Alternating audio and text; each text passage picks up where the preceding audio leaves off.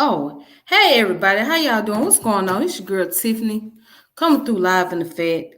So I forgot that I was on here. Okay, but anyway, so tonight, um, I'm going to be doing a video dealing with the topic about Joe Biden and Kamala Harris. So as of lately, the the Black Lives Matter movement has been ignored by both parties. And also, the civil rights leaders feel like they are being left out. And not on top of that, there's a article that I want to present with the video where there was a conversation, like a Zoom conversation, a conference, if you will, with Joe Biden and you talking about somebody who's elected president who's supposed to be trying to fight for Black people and diversity, etc. And the condescending attitude that he has and how he was pretty much being rude to them, cutting them off and whatnot. So what I'm going to do is I'm going to present the first article about the Black Lives Matter. Then from there, I'm going to go into the next subject about the civil rights leaders. So let's look at Black Lives Matter for a moment.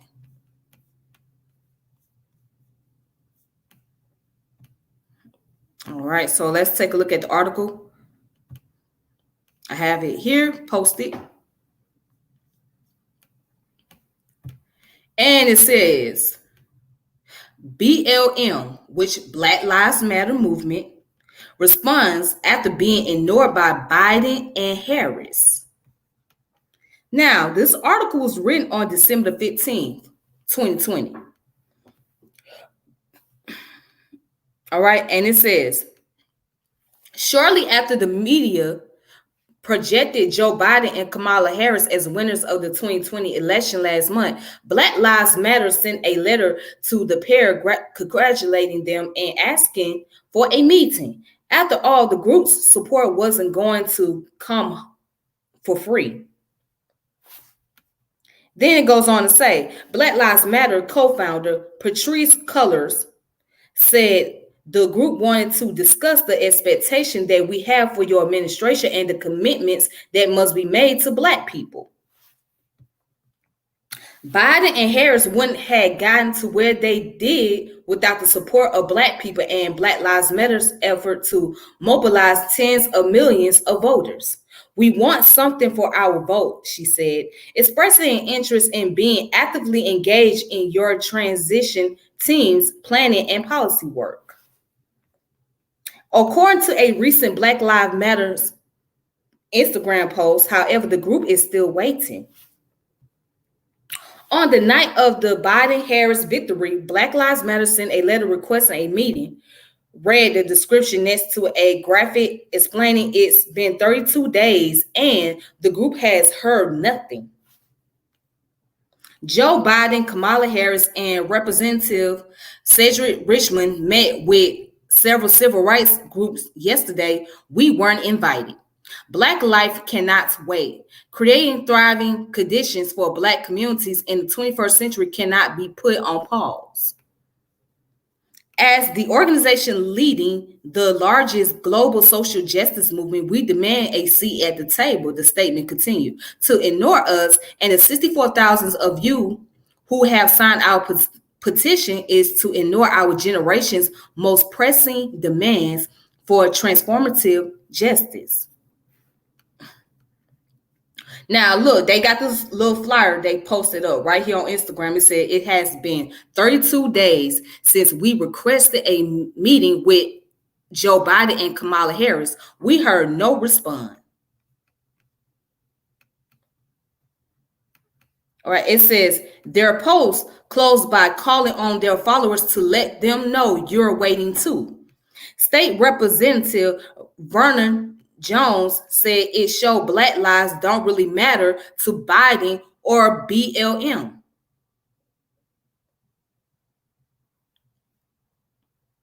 Vernon Jones, Black Lives Matter, says Biden Harris has been silent on meeting requests.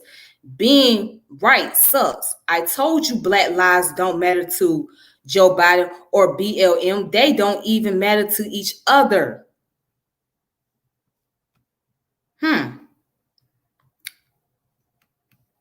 That's interesting. And continue on. So let's take a look at who is Vernon Jones real quick. Who is Vernon Jones?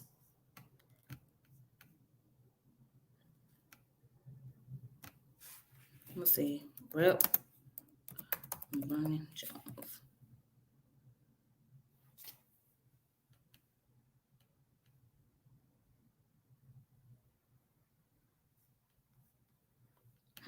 It's interesting. Hold on.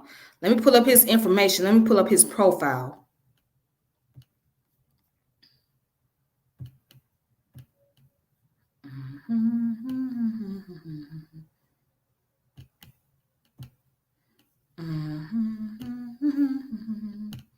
All right, so Vernon Jones is an American politician who has served as a state representative in the Georgia House of Representatives since 2017.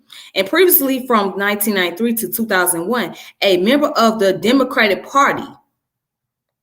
Jones was chief executive officer of DeKalb County, Georgia from 2001 to 2009. Jones is a supporter of President Donald Trump.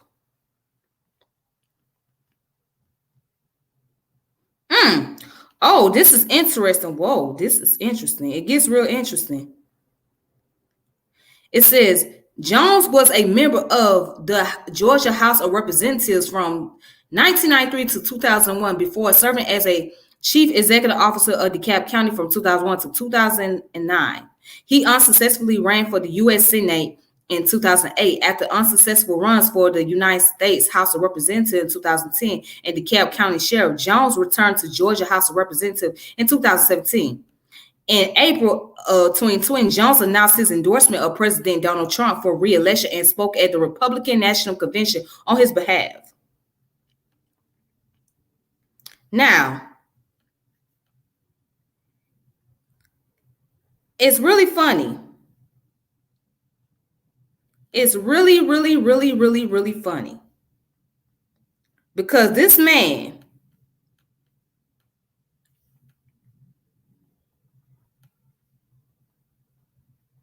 hold on, this is funny right here. This is why I'm finna just, this is really funny because what makes it so interesting, this man is a damn Democrat. So Representative Vernon Jones is a Democrat, but he endorsed Donald Trump.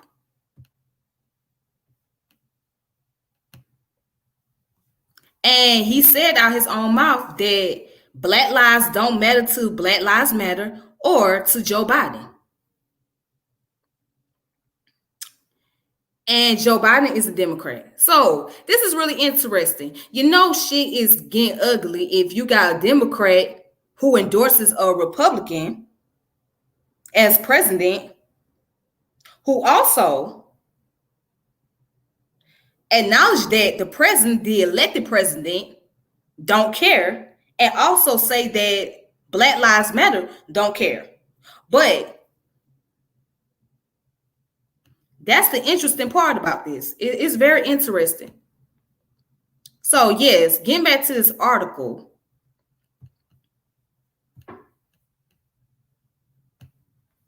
Getting back to this article right here.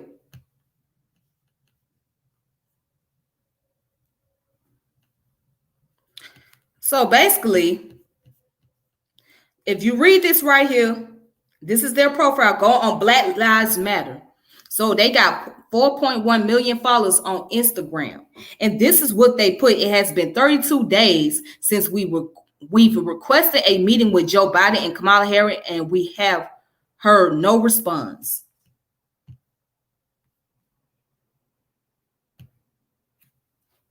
No response.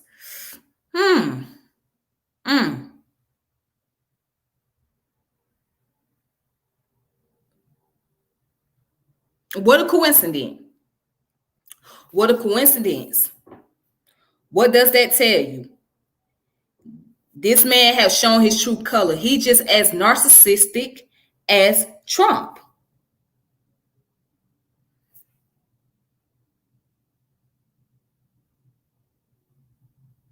I mean, they should have known that.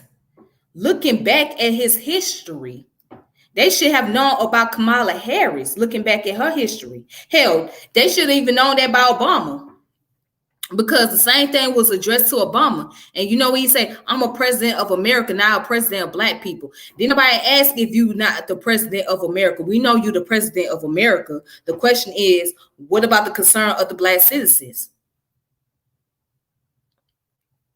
But you know, as those of us, well, not me, but those of our Black people, our fellow Black folks, they'll still celebrate and still be proud of Kamala Harris because she's chosen as the first Black woman to be vice president.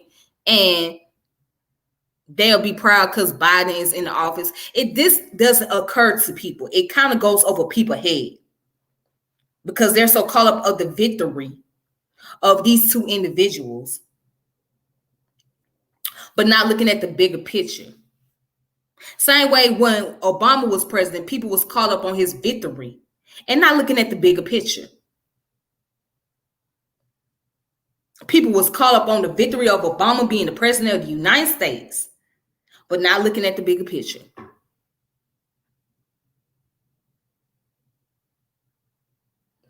And let's go on to the next articles. Okay, so right here, this next article says Biden tells civil rights leaders he'll advance racial equity.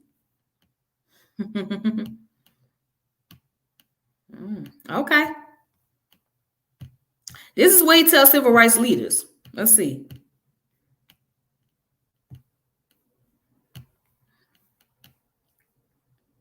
All right, and this came out on December 9th, 2020.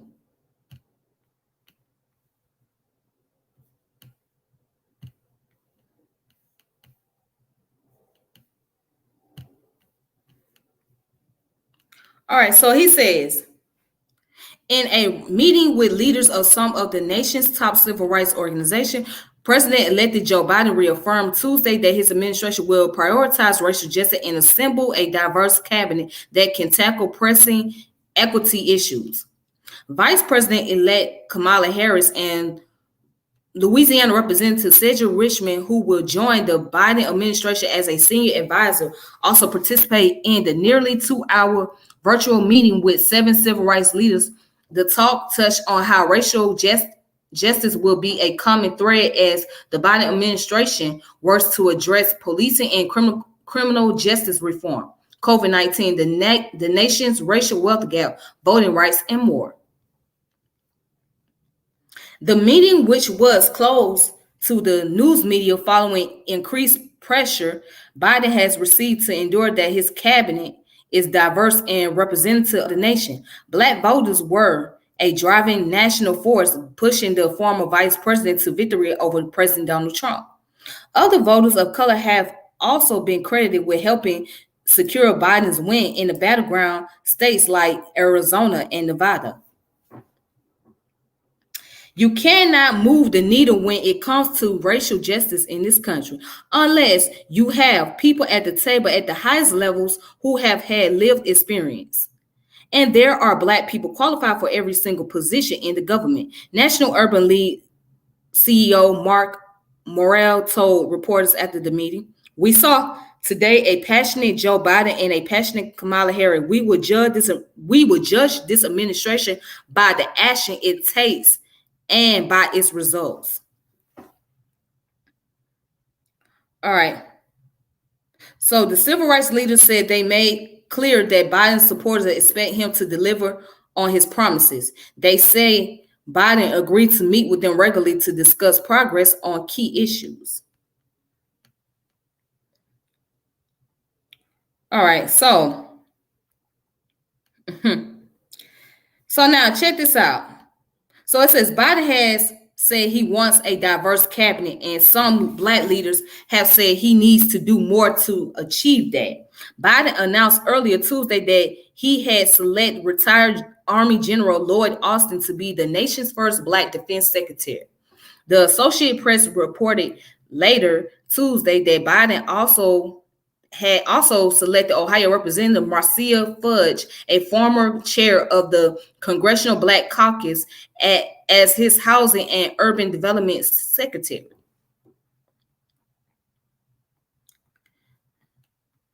All right, so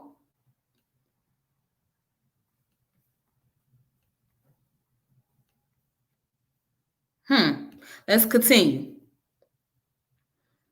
It says that Sherlyn Ifill, president and director counsel for the NAACP Legal Defense Fund, said they also discussed voting and the importance of support for legislation that will restore the protection of the Voting Rights Act, selecting an attorney general who has a strong civil rights background and diverse judge appointments. He was very assertive in assuring us that he intends to address issues of racial equity. Ifill said he believes that we will be satisfied by his appointments in terms of racial diversity to the cabinet, and he expressed his desire to have a robust partnership going forward. While representation matters, some Black leaders are urging Biden to ensure that all his cabinet selection can deliver on policies to help Black Americans and people of color. When we talk to people, I do not think we have heard from anyone that their primary focus is whether or not Joe Biden is appointing enough Black people in this administration, said Adrienne Shropshire, whatever her last name is, executive director of the Black PAC. Peoples want relief. People are still suffering, and the election night victory did not change that for them. And it says, the Reverend William Barber, too, who is a co-leader of the Poor People's Campaign in an effort that centers poverty in the fight for racial justice, said he has been in touch with Biden's campaign. He was not among the 7 leaders in Tuesday's meeting. Barber told the AP that he wants to hold Biden to a promise the former vice president made this summer about election protection and issues of racial and economic equality. It's not about meeting with me, Barber said in an interview on Tuesday. It's about meeting with us. We want to bring impacted people to the table. Associated Press writer Aaron Morrison contributed to this report from New York. All right. So,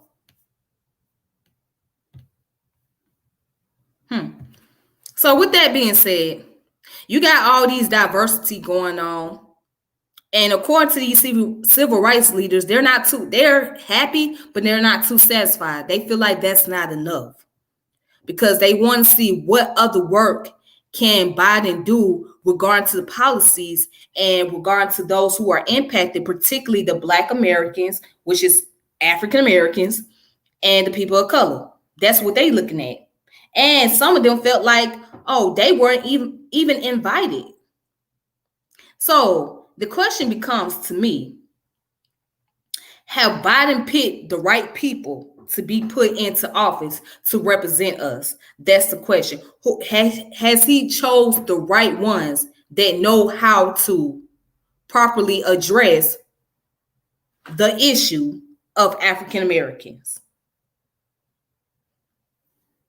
But you know what? That's just the tip of the iceberg. Let me get down to the nitty-gritty of this article. All right, so let's look at legacy civil rights group feel left out.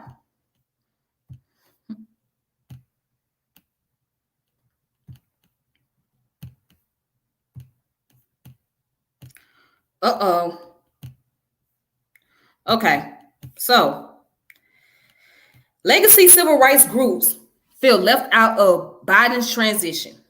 Biden has named several Black officials to high profile jobs, but the civil rights leaders want to be included in the decision-making process. And this came out on December the 1st of 2020.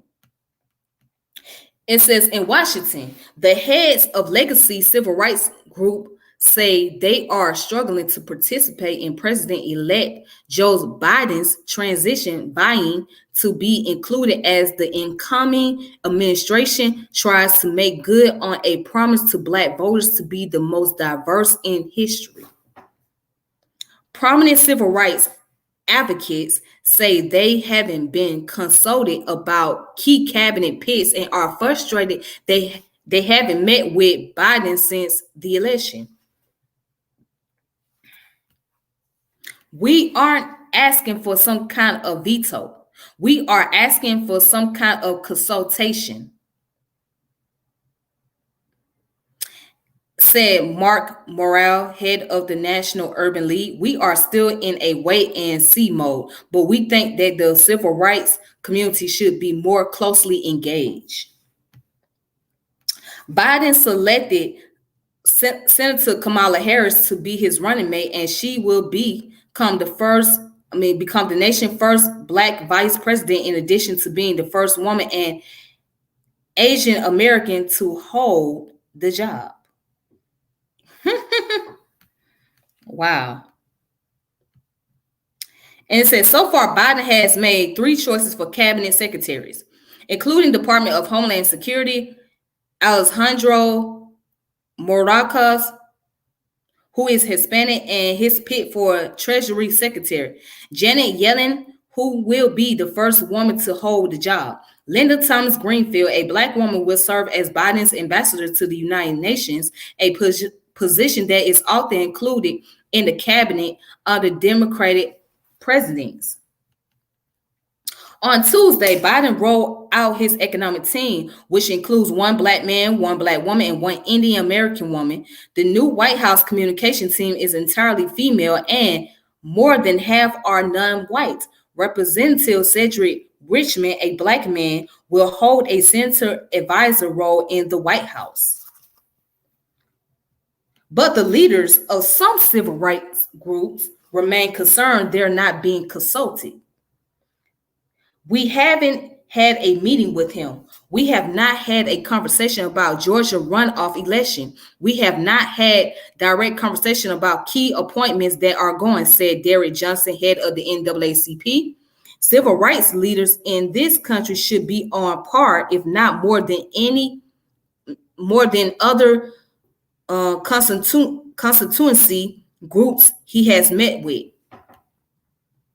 Johnson said his group is opposed to 2 names that have been floated as possible Biden cabinet picks: former Agriculture Secretary Tom Vilsack to return to the job, and former Chicago Mayor Rahm Emanuel to take any role instead. His group is pushing for Representative Marcia Fudge, Democrat, Ohio, to be the Agriculture Secretary.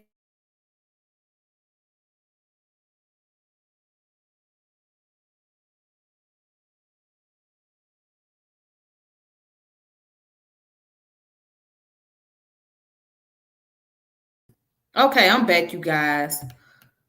The screen went out on me, but let me go ahead and let me go back to what I was reading, because I don't think you guys heard the last part I read. So let's go back.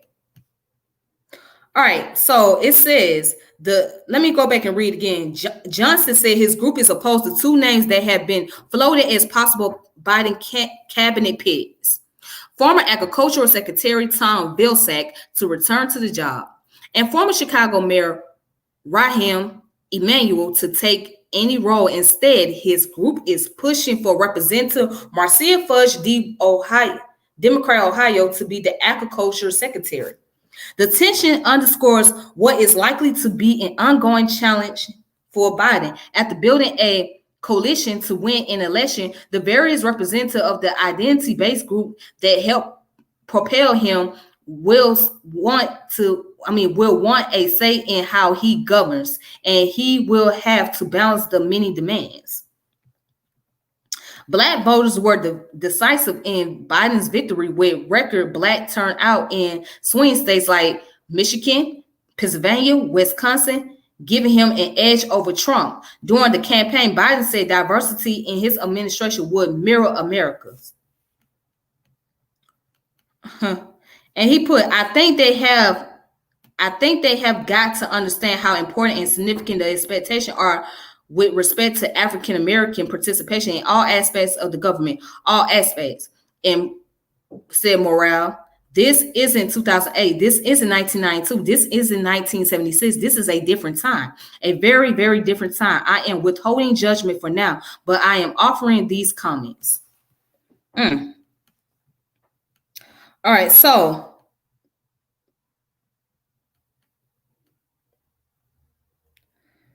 yes, going down to the article, it goes down to say that, but given the role Black voters play in the election, the civil rights advocates believe they should have more of a seat at the table as decisions are being made. Nearly half of Biden's transition team is made up of people of color, but Morale said he is concerned that the teams don't include anyone from the legacy civil rights group, while other advocacy groups like labor unions, environmental groups, and think tanks have representation. Instead, civil rights leaders say they have been reaching out on their own to the transition to try to make their input heard. Johnson said he raised his concern about several names being discussed for cabinet posts, and Morale said he has arranged meetings with the transition team for the Department of Labor and the Coronavirus Advisory Board.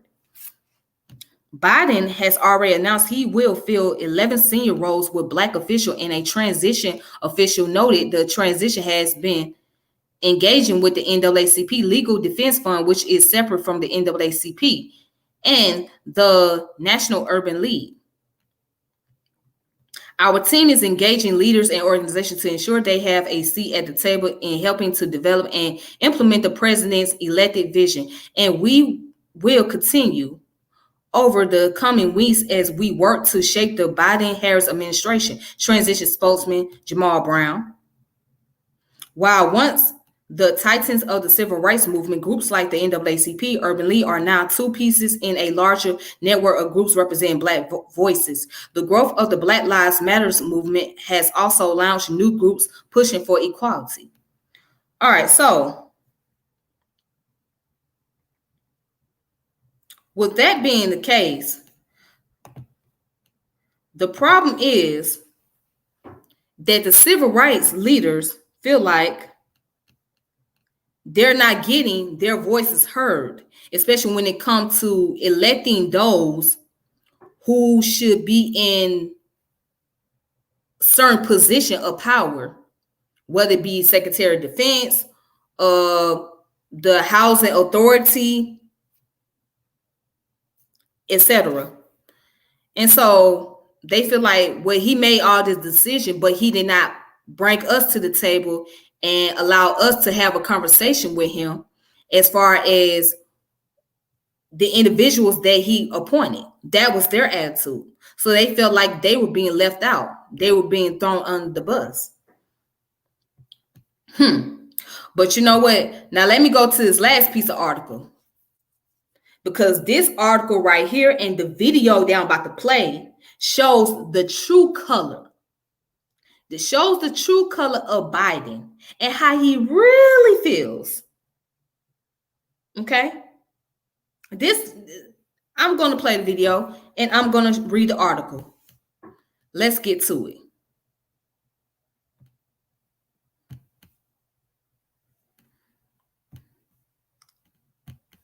Okay. So now, right here, it says Biden snaps at civil rights leaders in leak call. So it says, presumptive president-elect, this came out December 14, 2020. Presumptive president-elect Joe Biden snaps at civil rights leaders during a recent live call dismissing their concern with a chiding lecture.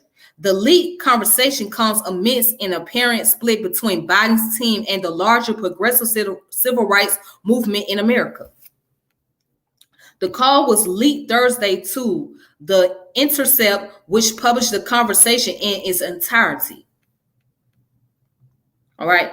At one point in the disastrous call, Biden seemingly became overwhelmed with a round of input from the group of civil rights leaders, which included the Reverend Al Sharpton and NAACP President Derrick Johnson. It was Johnson who got the last word in before Biden chided the group, warning the former vice president that his community is getting anxious with the lack of progress made so far. All right. So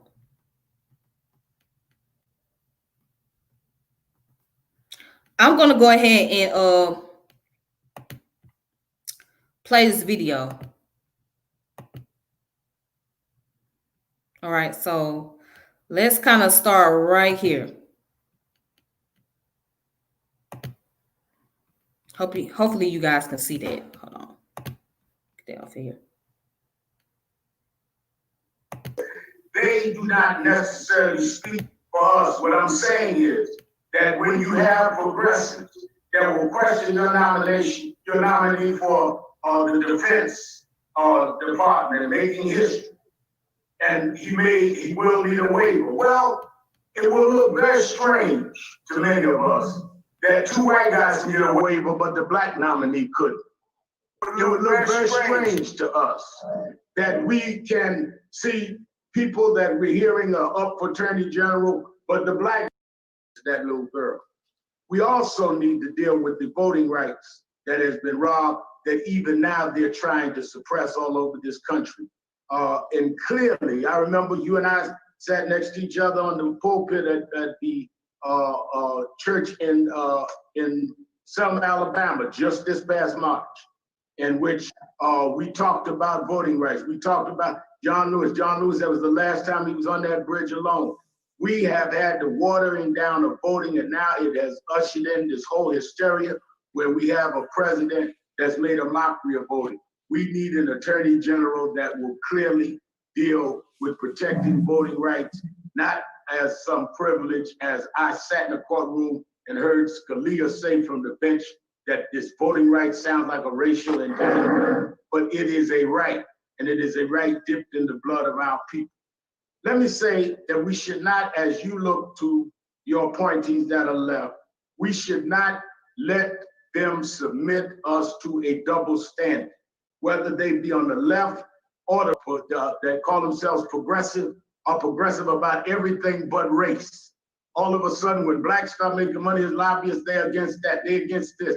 They do not necessarily speak for us. What I'm saying is that when you have progressives that will question your nomination, your nominee for the defense department, making history, and he will need a waiver. Well, it will look very strange to many of us that two white guys can get a waiver, but the black nominee couldn't.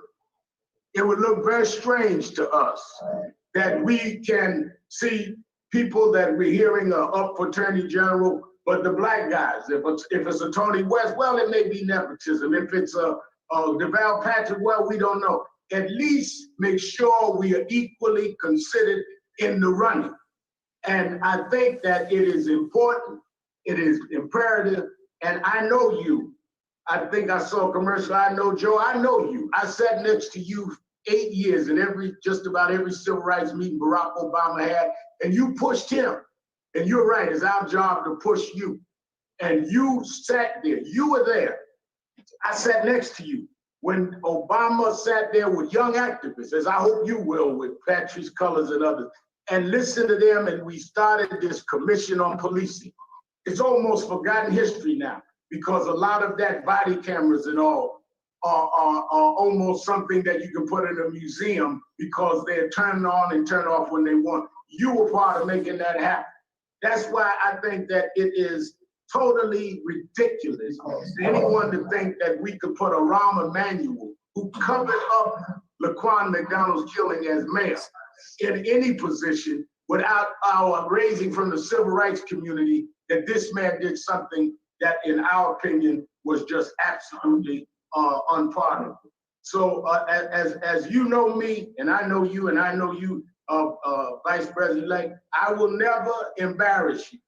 I never in 8 years, even when I disagreed with President Obama, National Action Network, you both have been there, spoke for us several times. We will not embarrass you, but we will never lie to you. And we will never tell you that things are going certain ways that they're not going.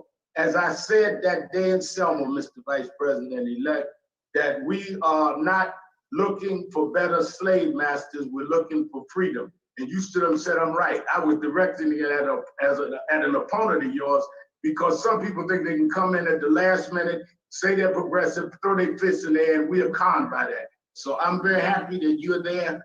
I'm happy that Ms. Kamala Harris is there, Senator Harris, now Vice President-elect, not because of your stellar records, not because of your positions, but I've seen you hold George Floyd's daughter's hand. And I've seen you, Vice President-elect Kamala Harris, hold Eric Garner's mother's hand.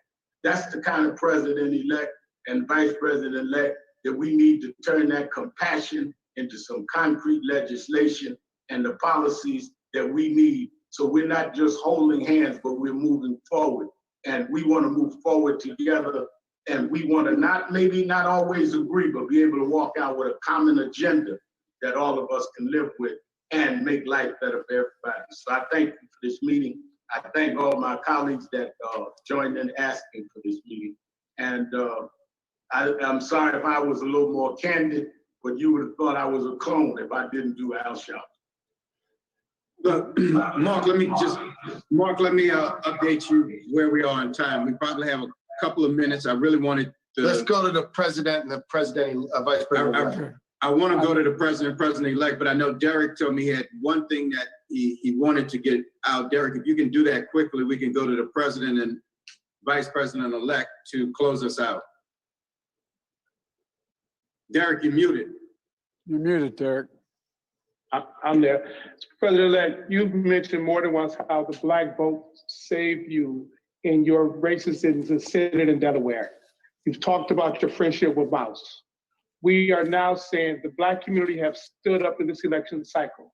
Let's not suffocate the Black vote in Georgia and make sure we send the right message, because the success of this administration will be the ability of the Senate to confirm your nominees. We have an opportunity here. And we want to make sure we seize upon this opportunity and allowing for the input necessary. 10 more appointments to go. A lot of people in our community are getting a little anxious because they are not seeing enough of the progress they thought they would have seen at this point. Let's not disappoint them, and let's not get to a place where voters in Georgia begin to second guess. Okay, let me respond. I've got to go. Let me respond. There's a lot to respond to here. Let's get something straight. You shouldn't be disappointed. What I've done so far is more than anybody else has done this far. Okay, number one. Number two, I mean what I say when I say it. I mean what I say when I say it. I'm the only person who's ever run on 3 platforms that I was told could not possibly win the election, and I never ceased from it. Save you. If I was a little more candid, but you would have thought I was a clone if I didn't do Al Sharpton. Look, Mark, let me update you where we are in time. We probably have a couple of minutes. I really wanted to. Let's go to the president and the vice president. I want to go to the president-elect, but I know Derek told me he had one thing that he wanted to get out. Derek, if you can do that quickly, we can go to the president and vice president-elect to close us out. Derek, you're muted. You're muted, Derek. I'm there. President-elect, you've mentioned more than once how the Black vote saved you in your races in the Senate in Delaware. You've talked about your friendship with Mouse. We are now saying the Black community have stood up in this election cycle. Let's not suffocate the Black vote in Georgia and make sure we send the right message, because the success of this administration will be the ability of the Senate to confirm your nominees. We have an opportunity here. We want to make sure we seize upon this opportunity and allowing for the input necessary. 10 more appointments to go. A lot of people in our community are getting a little anxious because they are not seeing enough of the progress they thought they would have seen at this point. Let's not disappoint them, and let's not get to a place where voters in Georgia begin to second guess. Okay, let me respond. I've got to go. Let me respond. There's a lot to respond to here. Let's get something straight. You shouldn't be disappointed. What I've done so far is more than anybody else has done this far. Okay, number one. Number two, I mean what I say when I say it. I mean what I say when I say it. I'm the only person who's ever run on 3 platforms that I was told could not possibly win the election, and I never ceased from it. One was on restoring the soul of this country because of what I saw happen in Charlottesville. That was it. No one else was talking about it. The words of presidents matter. Nobody else, no progressive, was talking about it. I did. My son Bo used to have an expression. He'd say, remember, Dad, home base. It ain't worth the job if I can't say what I believe. I didn't want to run this time. I ran this time because of the racist son of a gun who was president of the United States of America. That's why I ran. And you'll remember, a lot of you told me talking about the soul of America was going over people's heads. They didn't know what we're talking about. The words of a president matter. What a president says matters. And you've never seen me shy away. In the middle of the debate, I called him a racist. In the middle of the debate with him, I took on white supremacists. I'm the guy that took on every single time somebody was threatened in this country. The only white boy you know who did it, period, out there, every single time. So look, all I'm saying here is, guys and ladies, we're on the same exact page, We talked about closing the racial wealth gap. That's the single biggest thing I want to get done.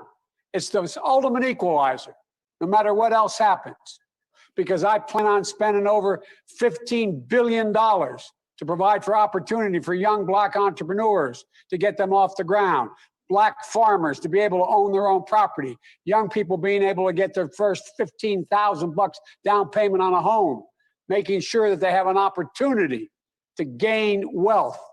We can do all the rest of this unless the Black community is able to make up the wealth gap, in my humble opinion, is real trouble. I support same-day registration. I'm the guy that extended the Voting Rights Act for 25 years as a United States Senator. Before, Sherilyn, you were even involved. I got it. I started off, I'm much older than you. That's why I got involved in politics. The assault on the Black vote and voting rights across the nation has never been more ugly than it is today. You got to go all the way back to the original Jim Crow to get where this guy is. If in case you haven't looked, we have the largest voting right.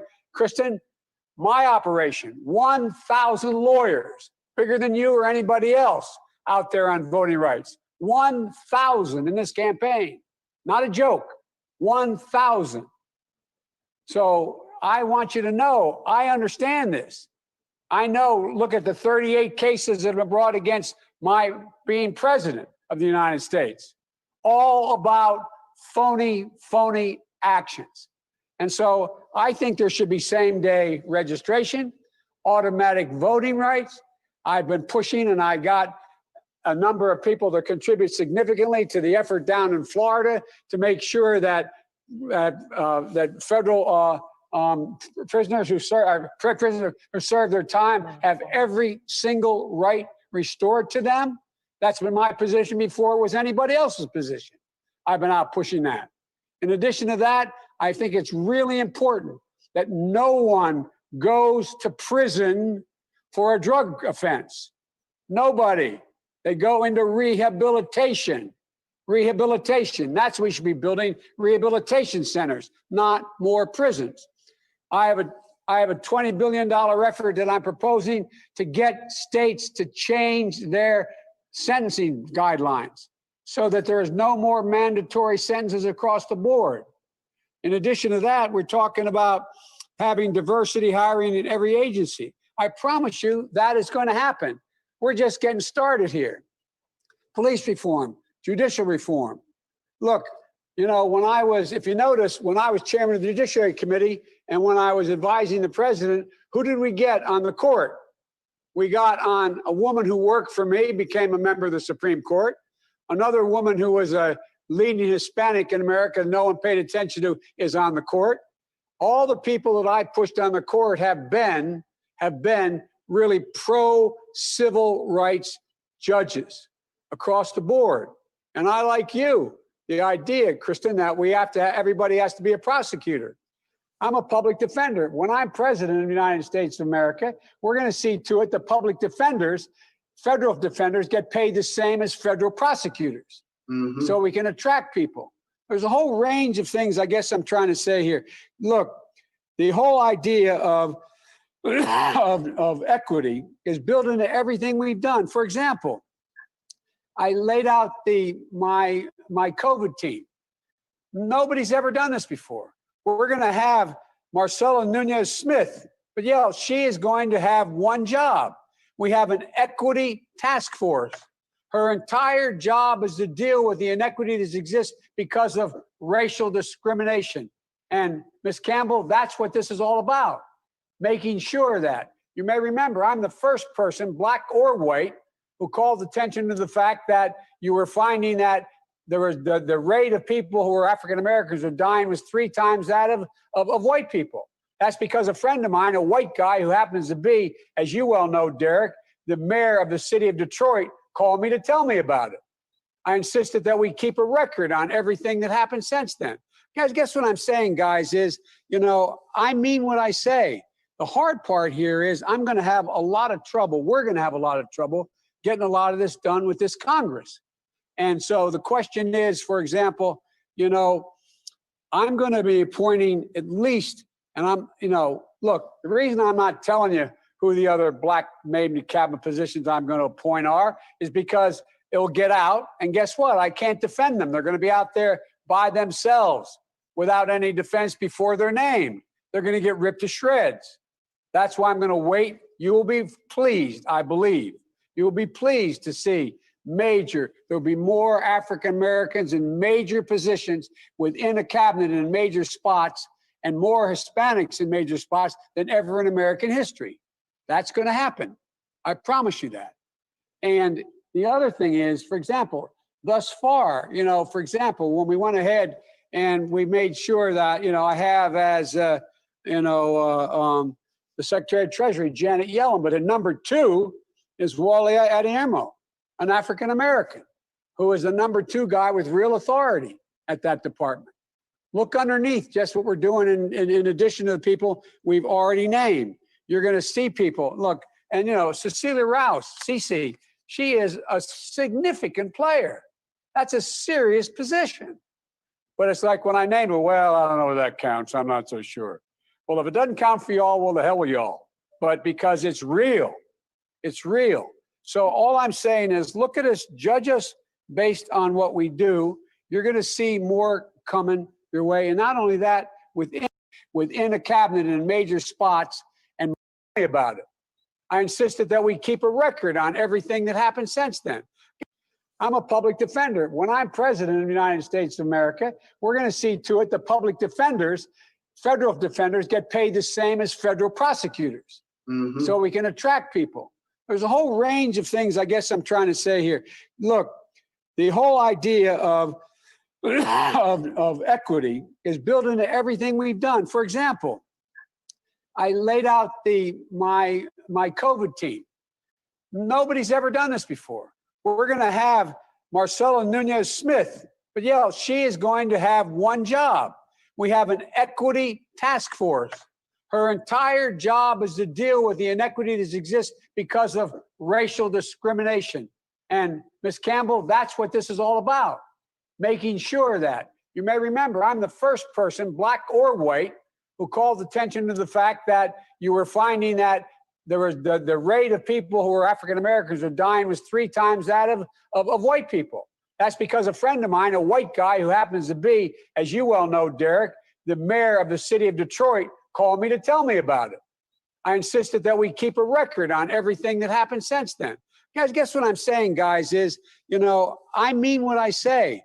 The hard part here is I'm going to have a lot of trouble. We're going to have a lot of trouble getting a lot of this done with this Congress. And so the question is, for example, I'm going to be appointing at least, and look, the reason I'm not telling you who the other black maybe cabinet positions I'm going to appoint are is because it'll get out. And guess what? I can't defend them. They're going to be out there by themselves without any defense before their name. They're going to get ripped to shreds. That's why I'm going to wait. You will be pleased, I believe. You will be pleased to see there'll be more African Americans in major positions within a cabinet in major spots and more Hispanics in major spots than ever in American history. That's going to happen. I promise you that. And the other thing is, for example, thus far, for example, when we went ahead and we made sure that, I have as, the Secretary of Treasury, Janet Yellen, but at number 2 is Wally Adeyemo, an African American, who is the number 2 guy with real authority at that department. Look underneath just what we're doing in addition to the people we've already named. You're going to see people, look, and Cecilia Rouse, Cece, she is a significant player. That's a serious position. But it's like when I name it, well, I don't know if that counts. I'm not so sure. Well, if it doesn't count for y'all, well, the hell with y'all. But because it's real. It's real. So all I'm saying is look at us, judge us based on what we do. You're going to see more coming your way. And not only that, within the White House as well. Cedric is the best. Cedric's been with me from the beginning. And Cedric is going to be overseeing a great deal of this, and not all his responsibility, but he's in every single meeting. He's an assistant to the president. He's in every single meeting in the White House, period. And so what we're going to be doing here is making sure that we have diverse hiring, not only and for the main cabinet positions and the sub-cabinet positions, but down the line. It's going to make a big difference, and within the White House as well. Assistant to the president, there's only 6 of those slots. It matters. And by the way, I think you're going to see, I always kid Kamala by say this, but we're going to have more women than men, as it's looking like now. Okay, that's good, because I'm surrounded by women smarter than me, starting off with my wife and my sister. But all kidding aside, this is going to be fully across the board. I'm going to keep the commitment that I said. And here's the thing. And Reverend Al, I think you're right about this. It matters what a president says. And if you notice, I am not mincing my words when I speak about what I plan on doing as president of the United States. The only thing I'm not doing is I'm not engaging in retribution. I am not deciding that the way to win is to go after hate with hate. We have to convince people. We have to move them. And one of the overwhelming reasons I won, by the way, is because we took on racism in suburbia. White women overwhelmingly voted with me, and black women were the 2 places where it was overwhelming, because we spoke to those concerns. And Vanita, you know what I'm talking about. You and I have talked before. I don't carry around a stamp on my head saying progressive and I'm AOC, but I have more of a record of getting things done in the United States Congress than anybody you know. Anybody you know of getting things accomplished. And that sounds so self-serving. I know that, but this is going to really be hard. This is going to really, really, really be hard. And let me conclude and turn it over to Kamala, who says, what the hell am I doing with this guy right now? But all kidding aside, I've known you my whole life, most of you. I've worked with you my whole life, most of you. I've been around doing this for a long, long time. I don't always get it right, but I always take responsibility. When I get it wrong, I acknowledge I got it wrong. But my overarching objective, if we cannot make significant progress on racial equity, this country is doomed. It is doomed, not just because of African Americans, but because by 2040, this country is going to be minority white European. You hear me? Minority white European. And you guys are going to have to start working more with Hispanics, who make up a larger portion of the population than y'all do in terms of raw numbers.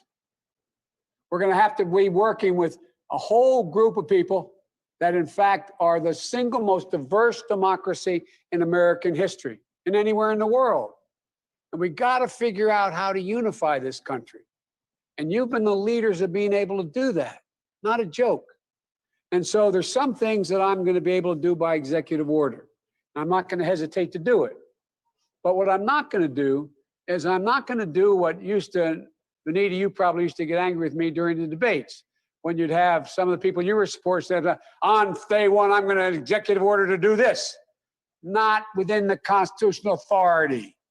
I am not going to violate the Constitution. Executive authority that my progressive friends talk about is way beyond the bounds. And as one of you said, maybe you, Reverend, now, whether it's far left or far right, there is a Constitution. It's our only hope, our only hope. And the way to deal with it is where I have executive authority, I will use it to undo every single damn thing this guy has done by executive authority. But I'm not going to exercise executive authority where it's questioned, where I can come along and say, I can do away with assault weapons. There's no executive authority to do away with that. And no one's fought harder to get rid of assault weapons than me. Me. But you can't do it by executive order. If you do that, next guy comes along and says, well, guess what? By executive order, I'm going to say everybody can own machine guns again. So we got to be careful. I know you all know this. I know you know it. And poor Kamala's heard me say this, and so has Cedric. I used to have a friend named Bob Gold, who was a really bright guy, not much of it. We went to school together. He wasn't an academic whiz, but bright as hell. And as he grew up, he became very successful. And I look at him, he died of a heart transplant. And about 20 years ago, I said to him, Bob, do you understand what I'm saying? Do you know what I'm talking about? Do you understand me? He looked at me and said, Joe, I not only understand you, I overstand you. I'm sure you overstand me here. I desperately want to work with each of you. And I promise you, you will have access to us on a regular basis. And any emergency, you'll have access to us. We got to figure out a way how to regularly see to it we can do it as a group like we're doing now. Yeah. But I'm going to have an opportunity to be able to go down and answer your questions. And let me just say two more things. I like HR 1 and I like HR 4. But let me tell you something. We're going to have a hell of a hard time getting that passed through a Republican Senate. So the question is, what can we do in the meantime? I'm going to push them. I'm going to push them. And by the way, you know, the whole idea of gag conversations, that ends in my administration. There's no possibility you'll hear me talking about that. There's no possibility, but what we're going to talk about is formally how we go about changing police misconduct, exposing it, keeping the records, the things I wanted to talk about with you, Ms. Campbell, where the whole idea of this task force and how we're going to deal with, you're going to see there's going to be at least 2 more major African-American women who are going to be appointed to this group that we're talking about in major positions in the White House and in the administration. You're also going to see that we're going to appoint, and I guess, let me conclude with this because I'm going to get in real trouble here in terms of my time. You know, I promise you, there will be an AG who has a significant record on dealing with civil rights. That's a guarantee. And each of the departments, you will see that as well. Vanita, you did a hell of a job in the Civil Rights Division. I really mean it. But you will see that is critical. And I think it matters how we start off.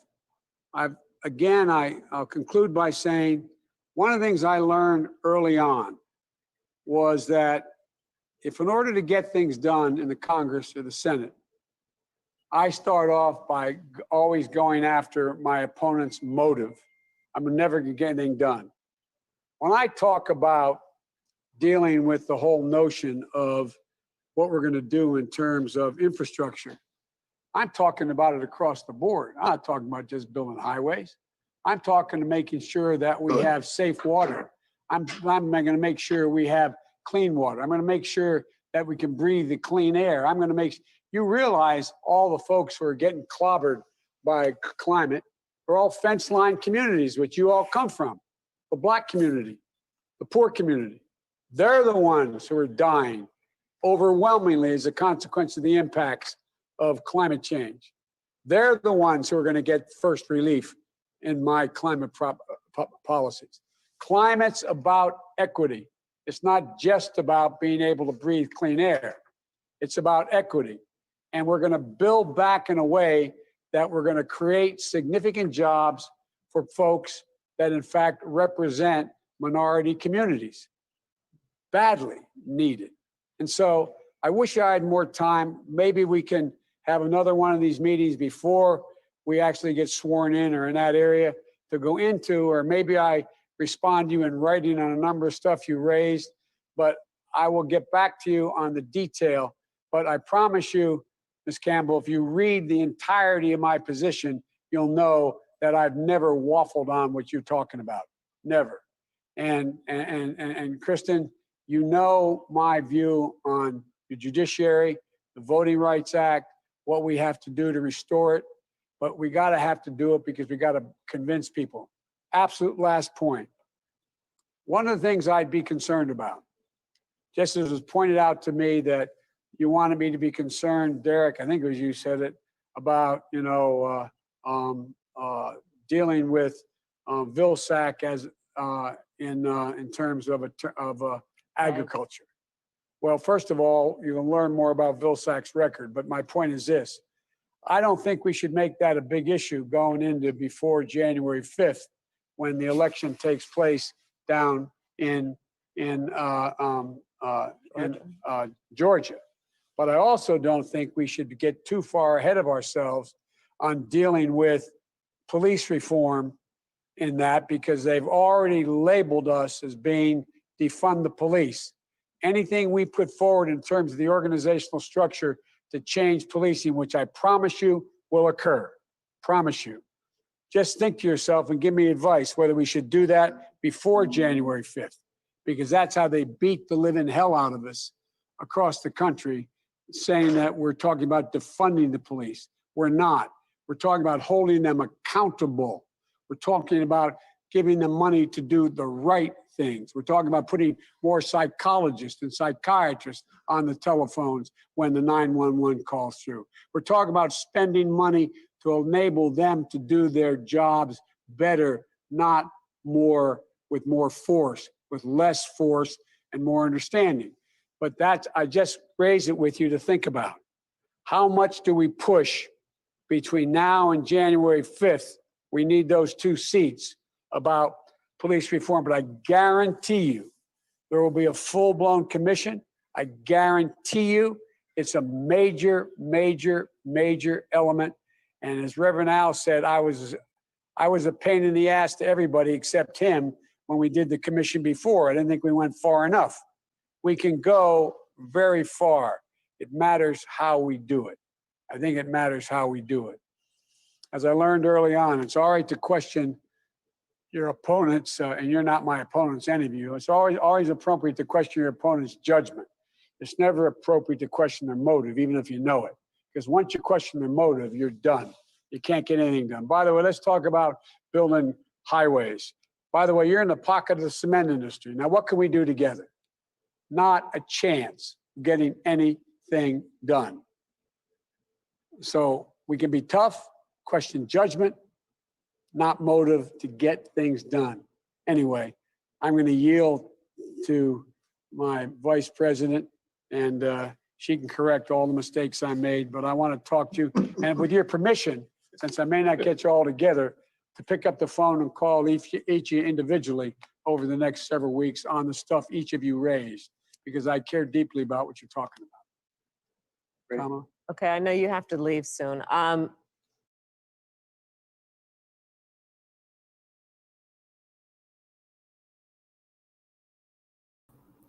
Okay. Before I get to Kamala Harris, I have a lot of things I want to say about that whole conference call. Now, I didn't start from the very beginning, okay? Because the call is 1 hour and 40 minutes. But I want to say this. This man just sat up here and he was very rude and disrespectful to a group of 7 Black people who are civil rights leaders. He was very rude to them. He was cutting one guy out who was trying to finish his statement. Then you got the nerve to say that if you don't like it, the hell with you.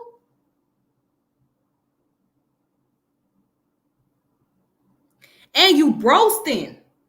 Bruh, you broasting about how you elect Black women and the majority of the people that's in your cabinet are Black people, etc.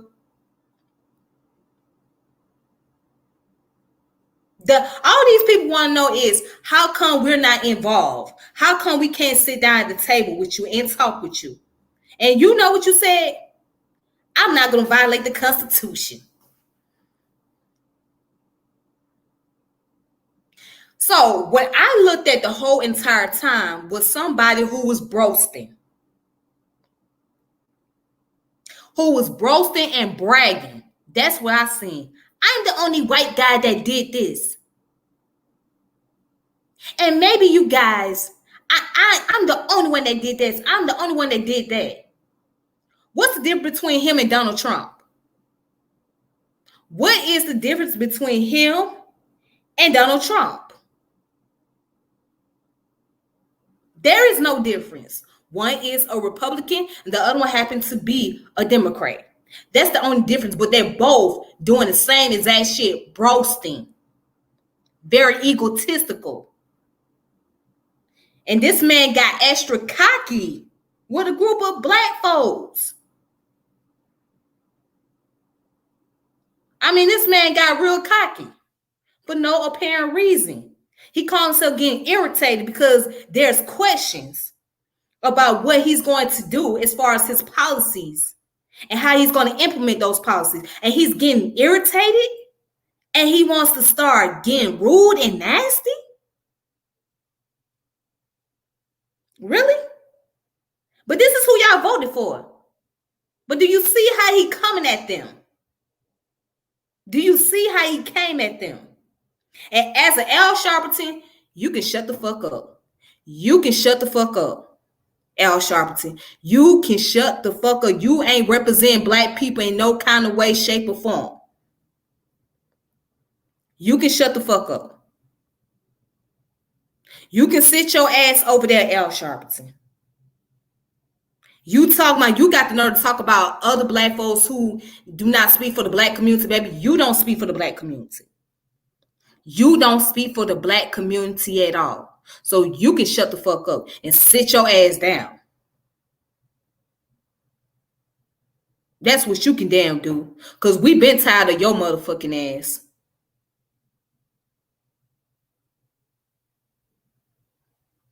But getting back to Joe Biden.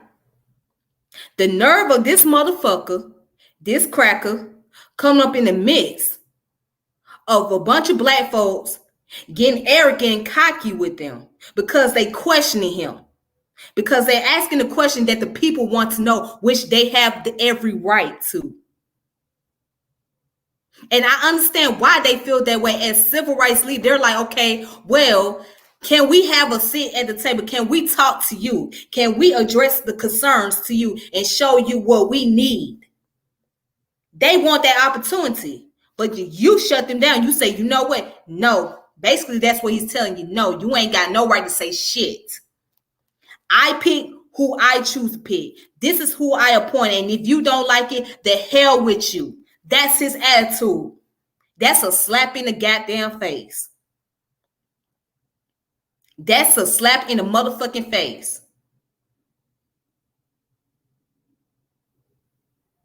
When are y'all going to start to wake up and see that this man is no different than any other presidents? When y'all going to start to see that? We're going to get to Kamala Harris in a moment, but let me read some comments. Okay. Someone put, I am not a fan of the organization. They are anti-black. If you dig deeper, anti-human, and they are funded by George Soros. When dig on that character is diabolical. Okay. I heard that narrative before. All right. It said, depending on the Democratic Party without holding them responsible is crazy. Exactly. See, that's the problem. The Democratic Party don't want you to hold them responsible. And that's what Joe Biden exactly showed them.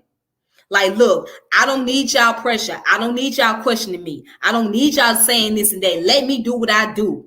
And when I get done doing it, then we can talk about it later. Until then, let me do what I damn do. That's basically what he's telling these group of black men and women. Shut up and let me do what the fuck I do. Somebody put, they don't respect black people nor any representation of black leadership. Facts, facts, facts. The only thing politician, and I'm going to show this comment right here. The only thing politicians respect is money. If black people were organized and strategic, they will hold these politicians accountable and not vote blindly just because we vote historically Democrat. And I'm glad you brought that up. Here's the thing, Carlos. I don't know if you check when you check your mailbox, I don't know if you be getting the flyers or whatnot, right? But I get a whole lot of flyers. Okay, now with the flyers that I've been getting as lately, it's been coming from those who are Democrat supporters. You're not given enough option to figure out who can't you vote for. Because every time you get a flyer in the mail or some type of letter in the mail, it's always about the candidates that's from the Democratic Party.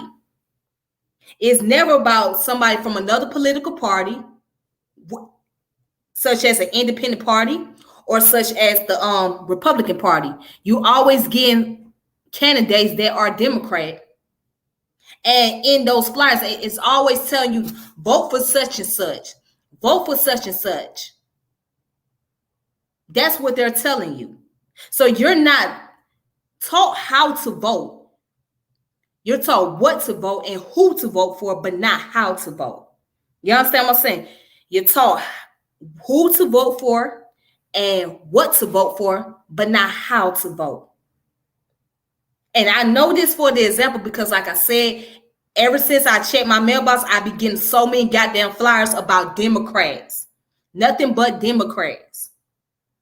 So you're trying to push me into voting for somebody who's Democrat. That's what you're saying. So you're not teaching me you're not saying this is how you should vote. You're telling me who to vote for and what to vote for, but not how. And that's a problem with so many people because they ain't been taught how to go about voting.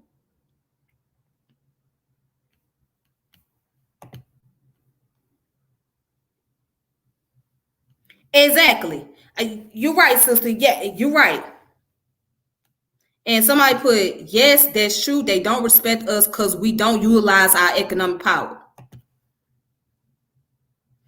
And like you guys say, yes, economics is a lot. Money means a lot because when it comes to these campaigns, right? And when they come down to all these ads, you got to put money behind it. You got to put money behind these politicians. You can't, it doesn't just do any good. Just vote, just vote, just vote. You got to actually put money behind it to endorse them, to get their advertisement on the commercial, to campaign for them, to pay for their traveling fees. That's what you got to do. And see that's the part that people don't really understand. People just think you can just go vote and put it on the ballot. Yeah, that's true, but there's more to it. Somebody put, I'm in Tennessee, I get the same flyers from the Democratic parties. See, I'm not the only one. If you know, it's in a black neighborhood, predominantly speaking. Anytime when it comes to the election, when you get these flyers, the first thing they want to give you is the flyers about the Democrats and nobody else. No other political parties except for the Democrats. You're being handicapped. You're being handicapped. But let's go ahead and play Kamala Harris for a moment. Let's see what she's talking about.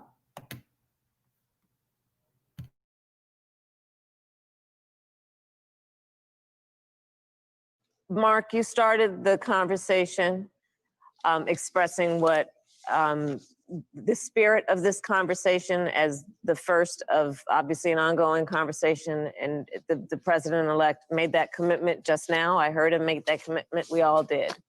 That this is going to be about access. It's going to be about consistency and collaboration.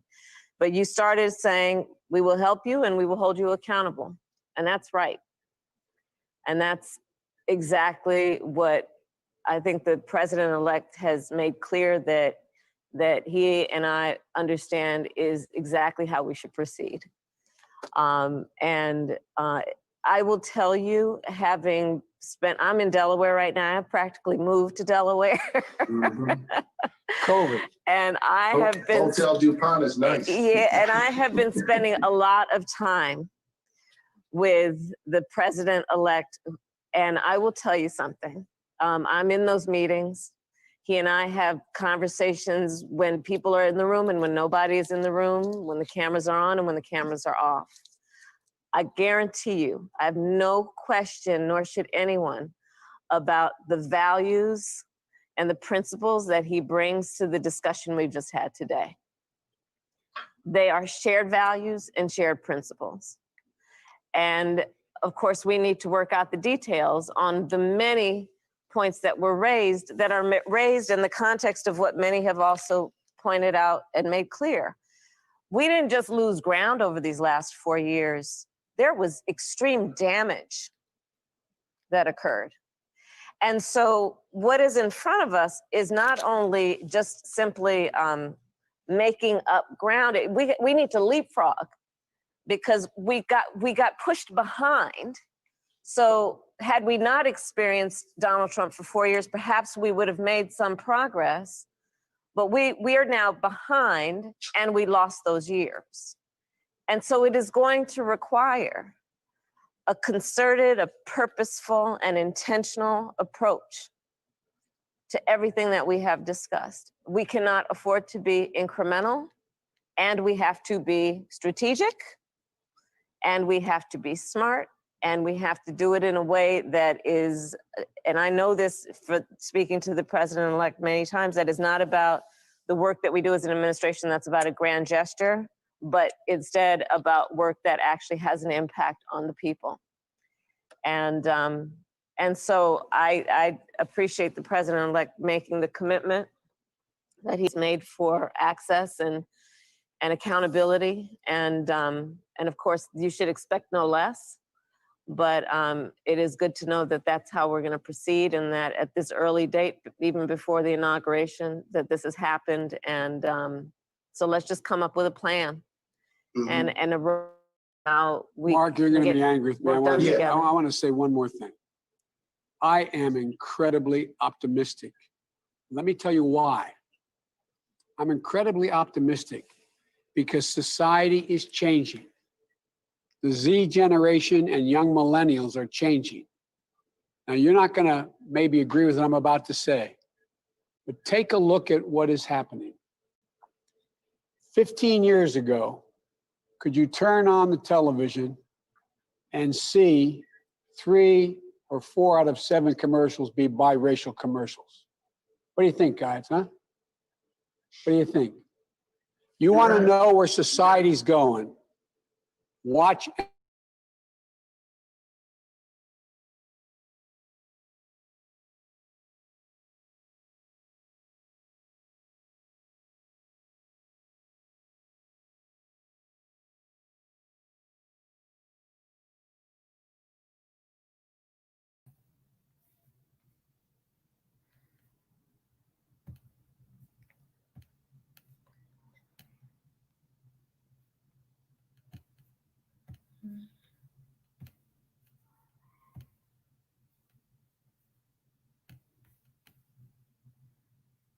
And we have to be strategic, and we have to be smart, and we have to do it in a way that is, and I know this for speaking to the president-elect many times, that is not about the work that we do as an administration that's about a grand gesture, but instead about work that actually has an impact on the people. And so I appreciate the president-elect making the commitment that he has made for access and accountability, and of course you should expect no less, but it is good to know that that's how we're going to proceed, and that at this early date, even before the inauguration, that this has happened. And so let's just come up with a plan and a roadmap for how we. Mark, you're going to be angry with me. I want to say one more thing. I am incredibly optimistic. Let me tell you why. I'm incredibly optimistic because society is changing. The Z generation and young millennials are changing. Now, you're not going to maybe agree with what I'm about to say, but take a look at what is happening.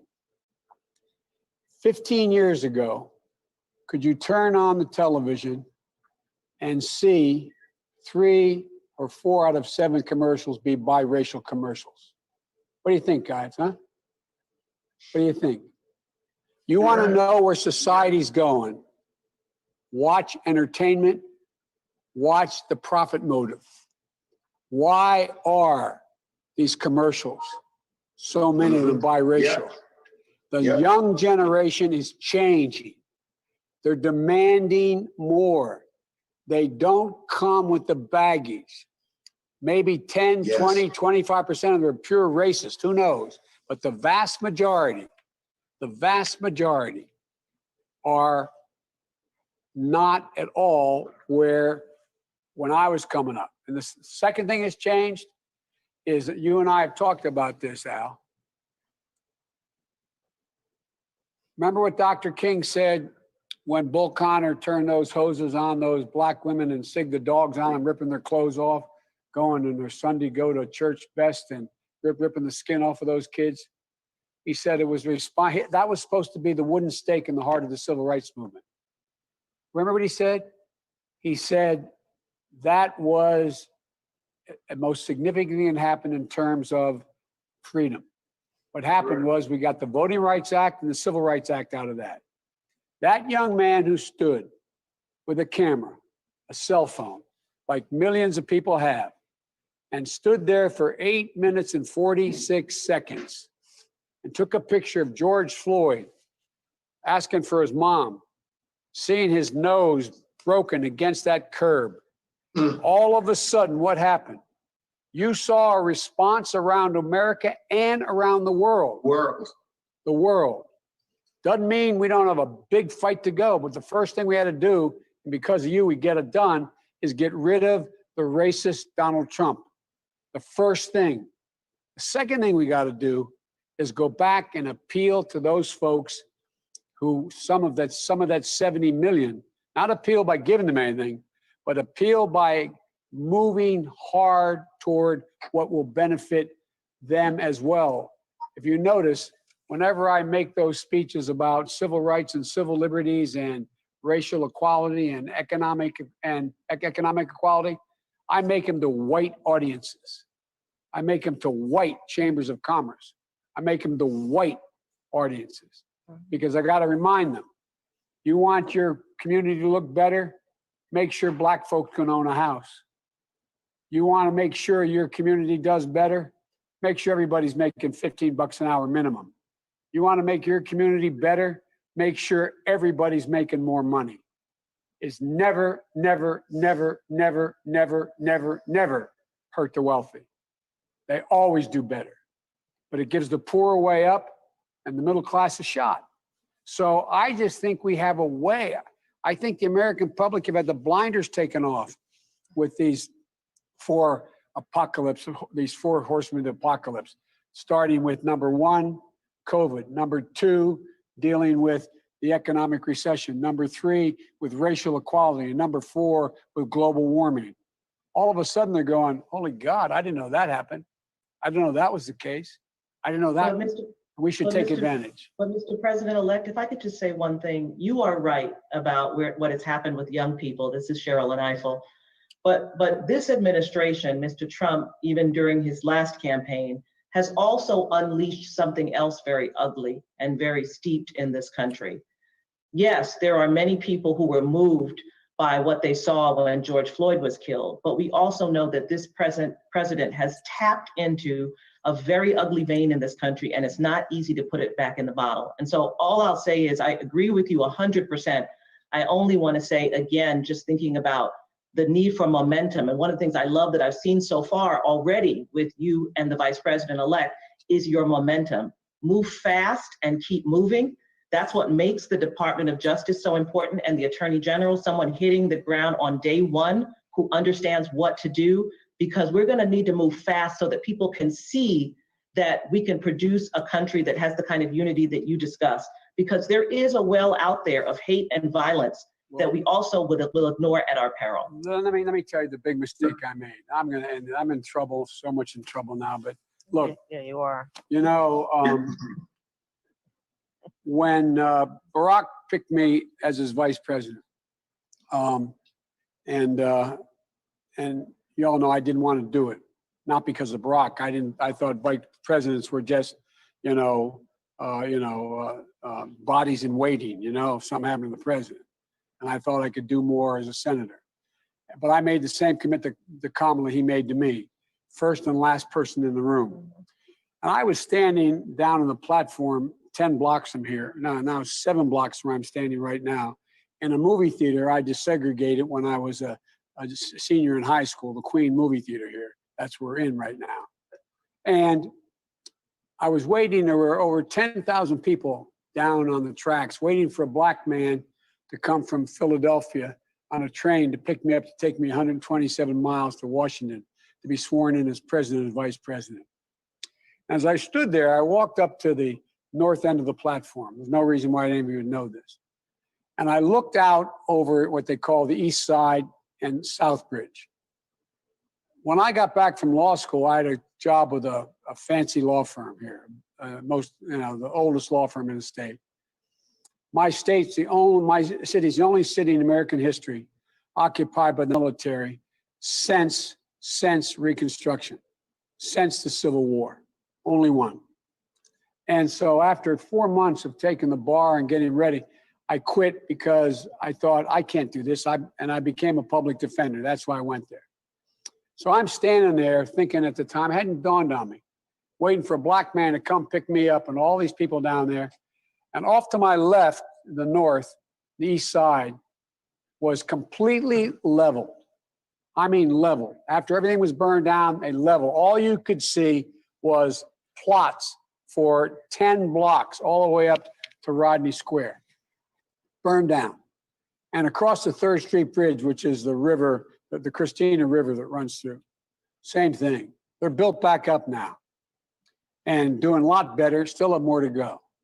So I called my kids up And my son Bo was alive then, was Attorney General. My son Hunter was running the World Food Program USA. And my daughter's a social worker with a master's and works in the East Side in criminal justice reform.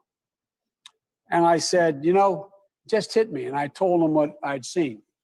When I used to have to interview my clients down there, when I was a public defender in a holding cell, which was down in the basement of the police station, because so many were being arrested.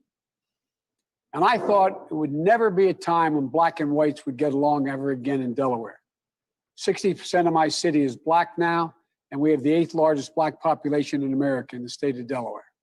And I thought it would never work. I said, here I am. Don't tell me things can't change. Here I am waiting for a black man to take me to be sworn in President and Vice President of the United States. But you know what I underestimated? It's the point you're making, Sherilyn. I underestimated. You can never defeat hate. Hate only hides. And it hides under the rocks. And when you breathe oxygen under those rocks, it comes out. But that's why the words of a president matter.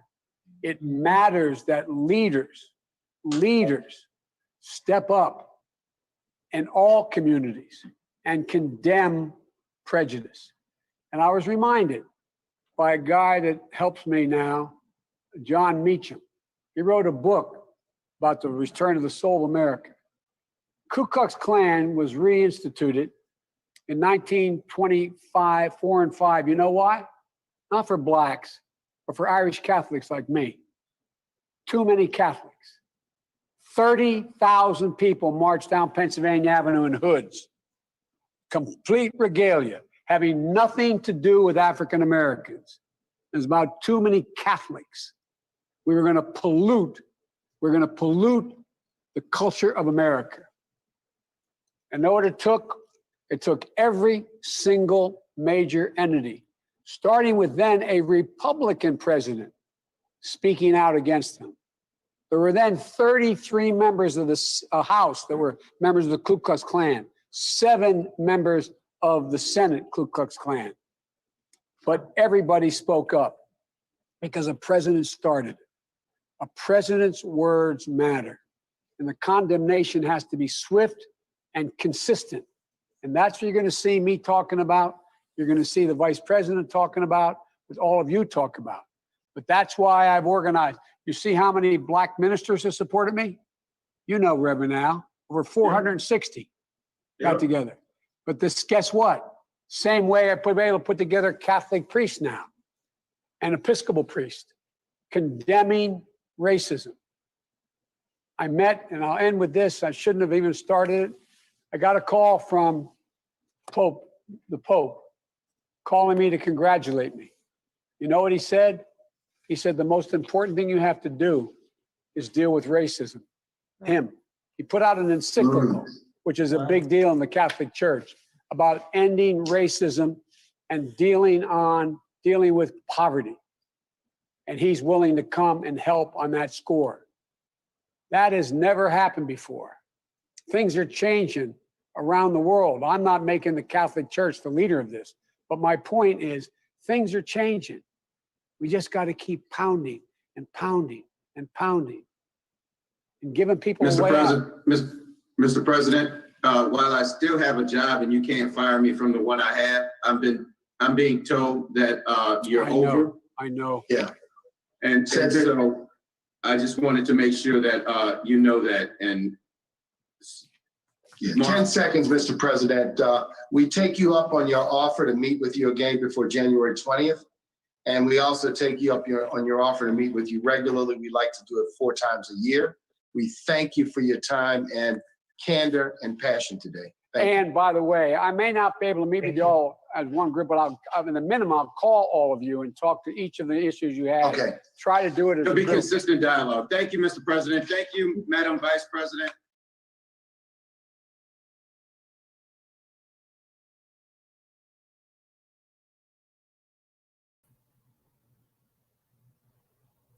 Once again, that was nothing but roasting.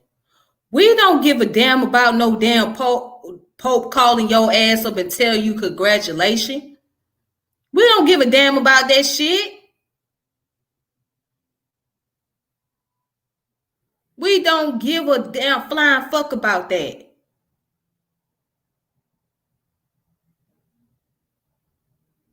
And we don't care about you sitting out there waiting for a black man to come pick you up and because you was the vice president or to be sworn in as a vice president. We don't give a damn about that. Then that bullshit he pulled.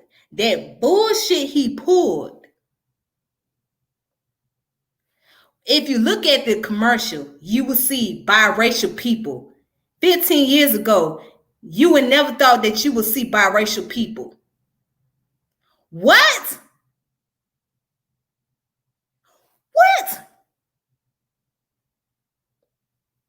Did you just pull that shit? Did you just pull that shit off? What point was you trying to convey by talking about the damn generational Z and the young millennials and the biracial commercial? What the hell? What point was you trying to fucking prove? What the fuck was you trying to say?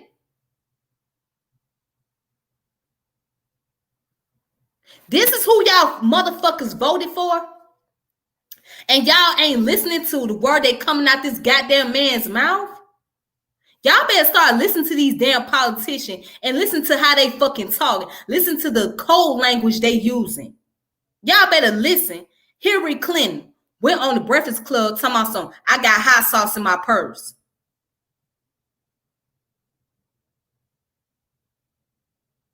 Y'all better listen to this shit. Y'all better listen to this code. The Republicans ain't the only ones that got racist ass people. And here he is talking about some Trump, racist Donald Trump.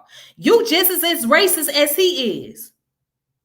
You're just as racist as Trump is. What point are you proving? You ain't, what, you just on the low key with it? That's the only difference. You on the low key, but you're racist as Trump. And this man is pretty much denying his role in what he did in 1994.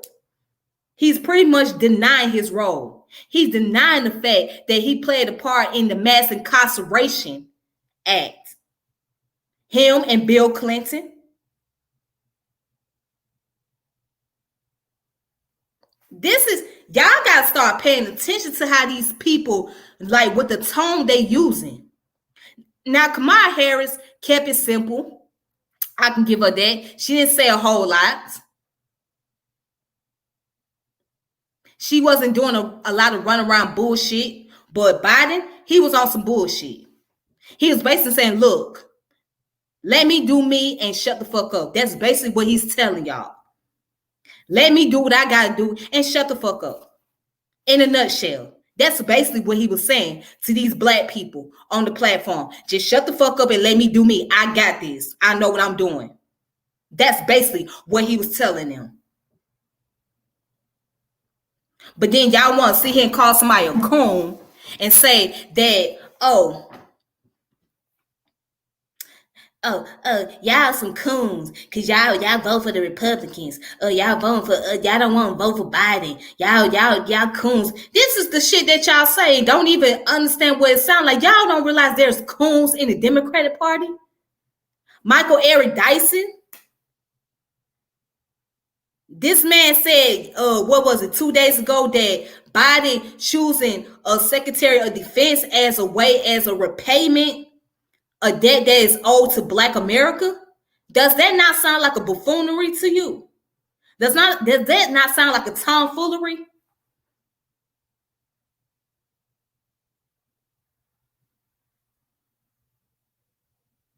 I don't give a fuck how many black folks you put up in there. And like these civil rights leaders are doing, they have every right to question and ask, what is the next step?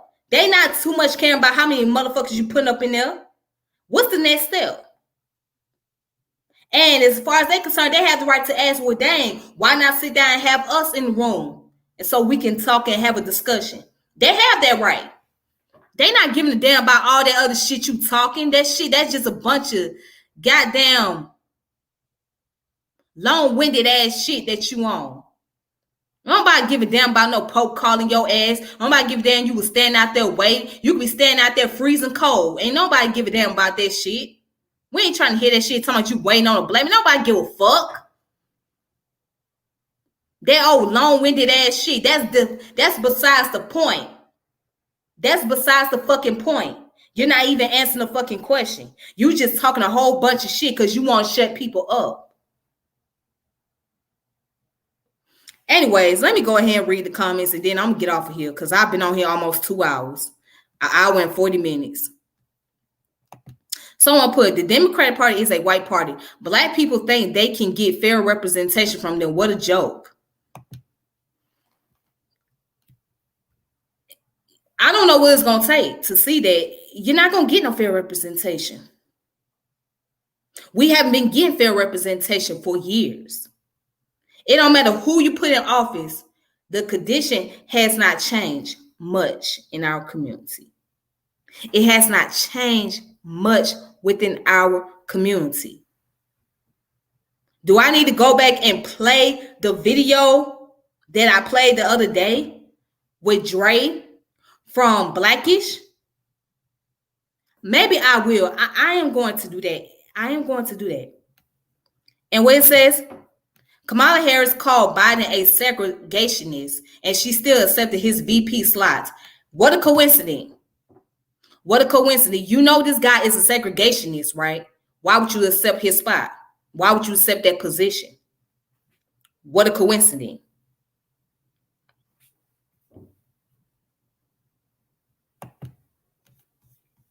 Biden thinks about black folks today as he did yesterday. Blacks are stupid and dumb. Of course. And you could tell that in the video.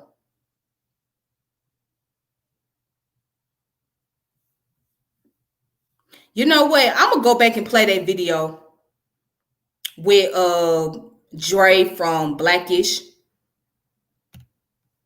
I'm going to play that because I just want to show a key point here. Hold on. As a matter of fact, or maybe should I play something from Malcolm X? Yeah, let me play something from Malcolm X.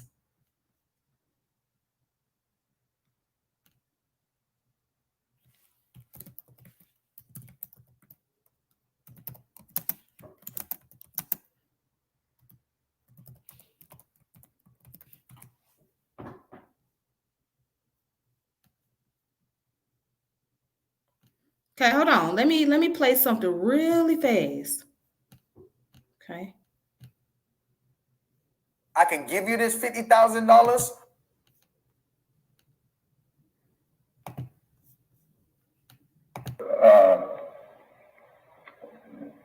Pretending to go along with it. Hold on. Let's play this video real quick, and then I'm finna get off.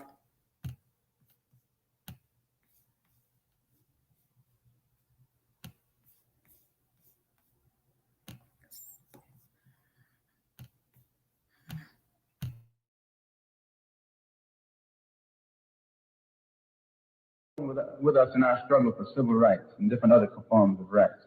But I remember the expose that Look magazine did on Meredith's situation in Mississippi. Look magazine did an expose showing that Robert Kennedy and Governor Barnett had made a deal wherein the Attorney General was going to come down and try and force Meredith into school, and Barnett was going to stand at the door, and say, no, you can't come in. And he was going to get in anyway. But it was all arranged in advance. And then Barnett was supposed to keep the support of the white racists because that's who he's holding up. And Kennedy would keep the support of the Negroes because that's who he'd be holding up. And I say and it was a cut and dry deal. And it's not a secret. It was written. They write about it. But now if that's a deal and that's a deal, how many other deals do you think go down? What you think is on the level is crookeder, brothers and sisters, than a pretzel, which is most crooked. So in my conclusion, I would like to point out that the approach that was used by the administration right on up until today, even the present generation, was designed skillfully to make it appear that they were trying to solve the problem when they actually weren't. They would deal with the condition, but never the cause. They only gave us tokenism. Tokenism benefits only a few. It never benefits the masses. And the masses are the ones who have the problem, not the few. That one who benefits from tokenism, he doesn't want to be around us anyway. That's why he picks up on the token. You ever notice how some Negroes will brag, I'm the only one out there. I'm the only one on my job. Don't you hear him say that? Yeah, you ought to punch him in his, no, he's your brother. You shouldn't punch your brother. But you should really, you can punch him with some words. You should, whenever you see a Negro bragging about he's the only one in this neighborhood, he's bragging. He's telling you in essence, I'm surrounded by white folks, you know. I love them and they love me. Oh yes, and on his job, I'm the only one on my job. I've been listening to that stuff all my life. And the generation that's coming up, they're not going to be saying that. The generation that's coming up, everybody's going to look like an Uncle Tom to them. And you and I have to learn that in time so that we don't pose that image when our young generation come up and begin to look at us. The masses of our people still have bad housing, bad schooling, and inferior jobs that don't compensate with sufficient salary for them to carry on their life in this world. So that the problem for the masses has gone absolutely unsolved. And the only one for whom it has been solved are people like Whitney Young, who's supposed to be placed in the cabinet, so the rumors say. He'll be one of the first black cabinet men, and that answers where he's at. And others who have been given jobs, Carl Rowan, who was put over the USIS, who is very skillfully trying to make Africans think that the problem of the black man in this country is all solved. And this is the worst thing the white man can do to himself, is to take one of these kind of Negroes and ask him, how do your people feel, boy? And he's going to tell that man that we are satisfied. And that's what they do, brothers and sisters. So they get behind the door and tell the white man we're satisfied. Just keep me up here in front of him, boss, and I'll keep him behind you. That's what they talk when they in behind closed doors. Because see, the white man doesn't go along with anybody who's not for him. He doesn't care whether you're for right or wrong. He wants to know, are you for him? And if you're for him, he doesn't care what else you're for, as long as you're for him. Then he puts you up over the Negro community. You become the spokesman. And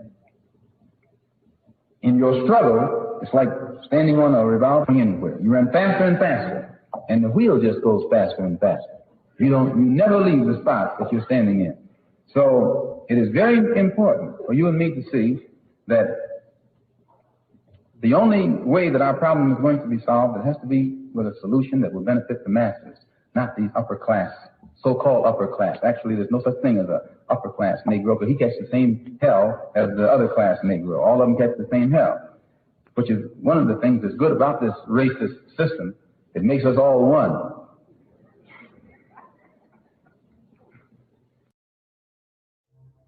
You need help. Let God help you. Okay. So that's all, ladies and gentlemen. As you can see, Malcolm summed it up. He summed it up very well. That's why I admire him so much. He summed it all up. So anyways, thank you guys for watching, for tuning in. And if you have not subscribed to my channel, please do so. Make sure you hit the notification bell. Make sure you like the channel. And also you can share this channel as well. And with that being said, I want to thank everybody in the comment section who gave their commentaries. I really appreciate that a lot. So shout out to you guys. Thank y'all for being active participants. And thank you guys for taking your time to actually watch this video. All right. So I'm not going to hold y'all up. Have a good evening. Please be safe. And until next time, we shall reconnect. All right. Peace.